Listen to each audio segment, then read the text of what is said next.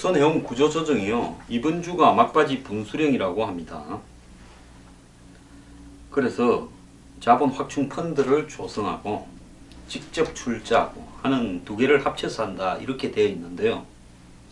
자, 뭐 그 부분에 대해서 이 한국은행이나 이런 데 대해서 반대가 많습니다.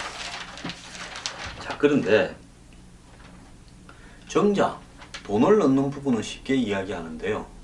주인 없는 회사로서 천문학적인 손실을 기록하고 그 다음에 분식 회계를 통해서 손실을 감추어오고 이 일부 자본을 과대평가해서 그런 손실을 숨겨오던, 그리고 골고루 빼먹은 모두가요, 대우조선의 부실 책임 규명은 제자리입니다.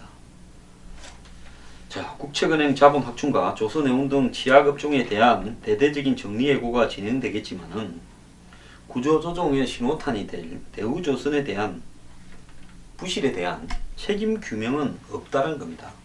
책임 규명은 뒤로 한 채 국민의 혈세를 투입하고 경영 관리 주체가 아닌 근로자에게 일방적인 희생을 요구하는 것은 틀렸다고 봅니다.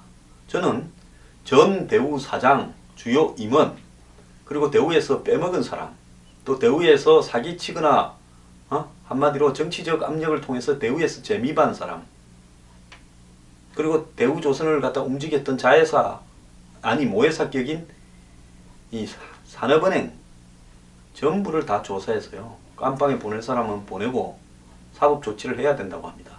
저보고 혹자는 어떤 분은 걱정에 있어서 하신 말로 하는데요, 평론은 잘하는데 뭐 깜빵이라든지 뭐 이런 말로 쓰지 말고 법적 제재 이렇게 하시라는데요, 대단히 죄송합니다만은 제가 뭐 방송요, 솔직히 제가 뭐 말을 좀 세게 해서 방송이 되고 안 되고 하는 문제가 아닙니다. 그 정도로 순수한 사회가 아닙니다. 정치적인 이유로 그런 부분이 많겠죠. 그래서 이제 많이 비웠습니다. 안 하면 안 하는 거죠. 자, 그래서 깜빵에 쳐넣어야 된다는 점을 강조하고 싶은데요. 금융감독원은 지난해 11월 대우조선의 분식 회계를 갖다가 규명하기 위해 감리에 착수했지만은 7개월이 지난 지금까지도 결론을 못 내고 있답니다. 뭔 꿍꿍이가 있어서 결론을 못 냅니까? 뽑아먹는데 하도 높은 분들이 많이 관련이 되어서 이걸 만약에 다 분식 회계를 다 잡아내서 있는 그대로 까버리면 국민들이 구조조정에 반대할까봐 그럽니까? 금감원 관계자는 아직도 조사의 끝이 보이지 않는다, 다음 정권에 넘기려고 합니까? 시간이 더 걸릴 거다. 정말 웃기고 자빠졌습니다.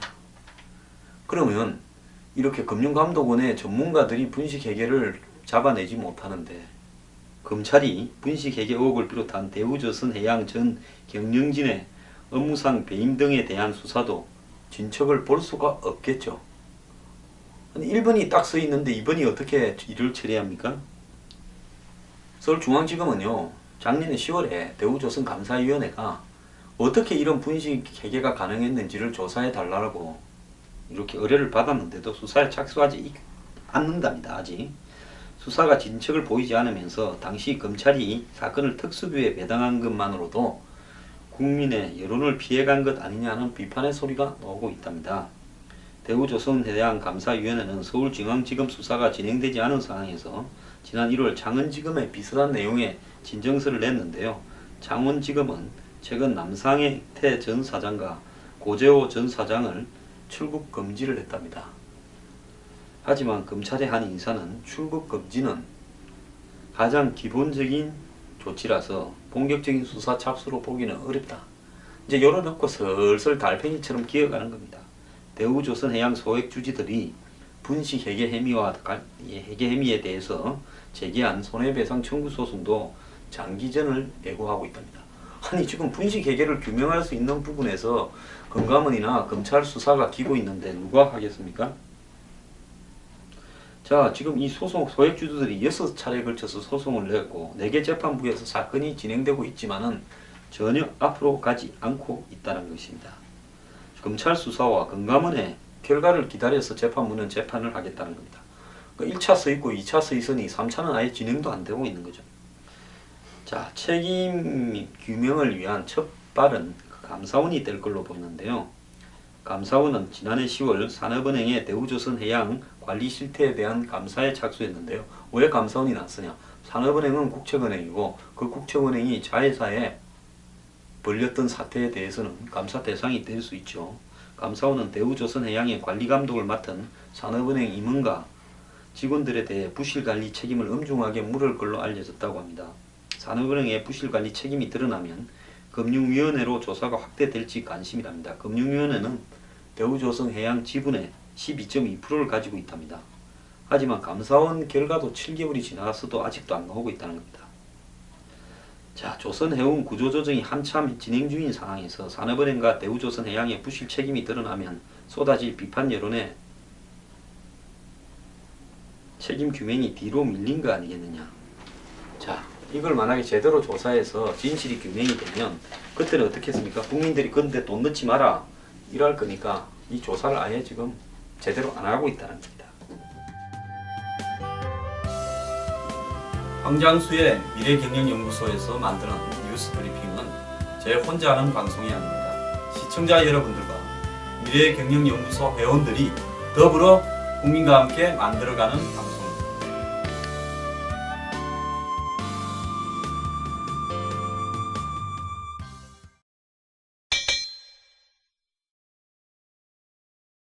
H스틸이라는요, 한 철강 회사에서 황당한 일이 벌어졌습니다. 구조조정에서 해고된 직원 3명이요, 부당해고 판정을 받고 7개월 만에 복직했는데 복직 첫날 회사가 정해준 근무 장소가 화장실 앞이었답니다. 이후에도 업무에 배제되어 아무도 없는 회의실에 홀로 앉아 있었답니다. 인사보복을 하는 걸로 보이는데요. 법대로 합시다. 아니, 해직했다가 이제 노동청에 이렇게 제소를 하고 이렇게 해서 복직 명령이 떨어지면 어쩔 수 없이 제대로 일을 시켜야지요. 화장실 앞에 사람을 갖다 놓습니까? 한 남성 직원이 1인용 책상에 앉아 있는데 위치가 화장실 바로 앞입니다. 사무실 출입문과 마주보는 자리라는데요. 여성 직원도 사무실 안내판 앞 책상에 앉아 있는데 바로 옆이 화장실입니다. 이들은 회사 부장, 과장급 직원으로 지난 10월 해고됐다가 노동위에 부당해고 판정을 받고요. 7개월 만에 복직을 했는데 회사에 가보니 이 자리가 화장실 앞이라는 겁니다. 복직자의 복직하러 왔지 화장실 앞에 앉아 있으려고 온 건 아니다. 항의를 했다.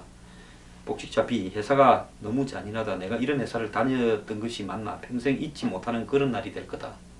회사 측은 내부 보안 규정이 담긴 근무수칙에 서약을 하지 않았고 사무실에 자리가 없어 책상을 밖에 놓았을 뿐이라고 말합니다. 진짜 더러운 회사입니다. 이런 회사의 회장은 급사를 맡기를 바랍니다. 인간도 아닌 놈입니다. 법대로 하자며요. 회사 관계자, 화장실 앞에서 저희가 근무하라고 한 것은 아닙니다. 본인이 선택한 거예요. 밑에 일시켜서 목구멍이 포도청이라 이렇게 일을 하겠지만은 과거 동료에 대한 미안함은 가져야지. 이놈도 사람들 놈 아닙니다. 하지만 첫날 출근 당시 말은 달랐습니다. 위치는 14층 화장실 옆이고요. 분명히 지시합니다. 위치는 14층 화장실 옆에서 근무하세요. 5월 18일 SBS 통화에 그런 말을 했는지 사실도 기억이 안 난다. 아주 웃기고 자빠졌습니다. 화장실 앞 근무는 복직자들이 노동청에 신고하면서 하루 만에 끝났지만 여전히 아무도 없는 A실에 홀로 앉아있거나 업무에서 배제되고 있다고 합니다. 복직자 C, 너는 아무 희생도 없이 징계 하나 안 먹고 들어오려고 하느냐, 이런 식으로 이야기를 한다. 죄인 취급받았다 이야기합니다. 현행 근로기준법에는 부당해고 피해자를 복직시키는 규정은 있지만은 복직 후 인사권 남용에 대한 방지 규정은 없다. 대부분 복직한 사람은 이런 일을 당하겠죠. 자, 노동사법 개혁 이 법 통과 어쩌고 이렇게 말을 하는데요. 이런 것도 좀 고치라고 좀 하십시오. 노동개혁이요. 회사를 위한 개혁만 노동개혁입니까? 사후적인 조치로서 노무사 이야기입니다. 복직 이후에 노동자를 보호하기 위한 입법적인 노력이 필요하다. 회사 측은 현재 복직 이행 절차가 진행 중이며 인사보복은 없다고 해명을 했다고 합니다. 하루에 그냥 기어 나가버려야 되겠다는 생각을 수도 없이 하는데요. 그렇게 하기 위해서 이렇게 만들고 있는 거죠. 자, 이 일뿐입니까? 국내 한 제약회사는 노동위의 부당해고 판정으로 복직한 직원에게 화장실 갈 때도 보고하러 가라고 하고 스스로 회사를 그만두도록 하기 위해서 면벽, 책상 배치, 즉 책상을 벽을 보고 이렇게 하루 종일 앉아 있으라는 겁니다. 그리고 컴퓨터도 못 쓰고 신문도 못 보게 하고 그러죠. 자, 법원에 따르면 97년 조화제약에 입사한 이모 씨는 출장에서 복귀하던 중 교통사고가 나 상해를 입고 6월 중순까지 병원에 입원했는데 회사는 같은 해 8월 이 씨가 입원 기간 진단서 제출 지연과 무단 결근을 이유로 해고했다가 3주 지나서 해고를 취소했는데 이틀 뒤 회사는 이 씨가 부정한 방법으로 사내 주택자금을 수령했다는 사유를 추가해 인사위원회 개최를 통보하고 자택 대기하라고 했습니다. 그래서 이제 이 씨가 구제 신청을 내고요. 노동위에서 양자 간의 화해가 성립돼서 복직을 해서 다 끝나는가 싶었는데 또 무단 결근 등 6개 징계 사유를 들어서 또 해고했답니다. 그래서 중앙노동위원회가 징계가 가하다고 또 부당해고로 해서 또 2004년 10월 복직했대요. 이때부터 이제 화장실 갈 때는 이야기하고 책상은 출입구에 혼자 벽을 보고 있으라 그러고 이랬다는 겁니다. 그리고는 정직 한 달에 징계를 내리고 이로부터 한 달 뒤 회사는 문자 메시지로 출근을 지시했고 이랬답니다. 자, 그랬는데 결국은 또 정직을 또 때렸고 이렇게 하면서 쫓아내는 과정을 하고 있다. 즉 면벽 근무했던 사람의 이야기입니다.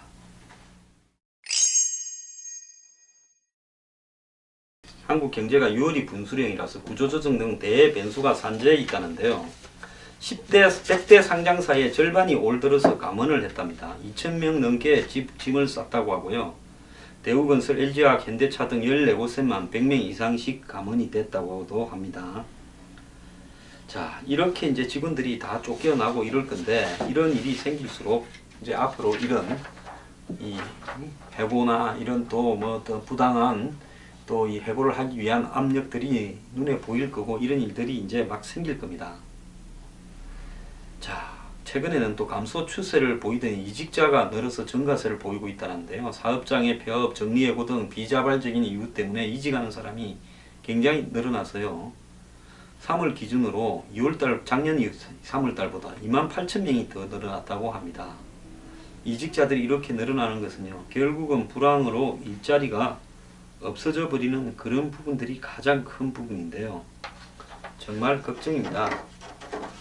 자, 지금 좋은 회사는 좋은 회사대로 100대 상장 회사가 이렇게 사람을 줄이고 있고 또 이렇게 약한 회사는 약한 회사대로 사람을 줄이고 있습니다. 어제 또 네이버에 보니까 한 용접 사원이 월급이 절반으로 줄었는데 지금 회사를 옮겨 다니고 있다라는 또 애절한 사연도 나왔고요. 자, 이런데 이 회사 입장에서 말 안 듣는 직원들이 믿고 자르고 싶겠죠. 그런 심정도 이해합니다. 월급 주는 오너의 심정도 충분히 이해를 합니다. 직원들이 노조니 뭐니 해서 애미기고 이럴 때 정말 화도 날 겁니다. 그런데요, 모든 일은 법대로 하고요. 법이 회복시키라면 그때부터는 과거를 잊고 그냥 보고 가려고 하지 말기를 바랍니다. 그걸 하는 것도요, 정말 할 수 있는 수준에서만 좀 하길 바랍니다. 화장실 앞에 책상 갖다 놓고 이런 짓 하면요, 회사 이름 나옵니다. 어제 제가요, 화면으로 보니까 휴스틸이라고 되어 있더만요. 지금 어느 언론도 이 회사 이름 이야기하지도 않고 지시하고 있습니다. 그리고 이 사안을 보도하는 언론도 별로 없습니다. 작업 들어갔습니까? 이런 식으로 기업 운영을 하지 말길 바랍니다. 저는 노동자를 뭐 우선으로 해서 그렇게 이야기하는 사람 아닙니다. 민노총이 집회를 하고 사고를 칠 때 제가 민노총의 귀족노조 문제에 대해서 가장 많이 이야기를 했고 TV에 100분 토론에 나가서 정말 요즘 이 기업의 입장에서 인생은 고단한다고 말씀하는 분이 자기는 민노총이나 이런 문제 말 못한다고 할 때 내가 같이 나간 내가 그 문제를 다 지적을 하고 싸웠습니다. 누구보다도 귀족노조의 잘못된 문제를 많이 지적한 전데요. 마찬가지로 정말 정신이 이상한 오너나 사람을 사람으로 보지 않는 회사에 대해서는 그것도 참을 수 없습니다. 저는 공정하게 이야기합니다. 사람을 사람으로 대우하면서 부리십시오. 이 상황이 어렵다고요. 직원들을 이런 식으로 처리하면 안 됩니다.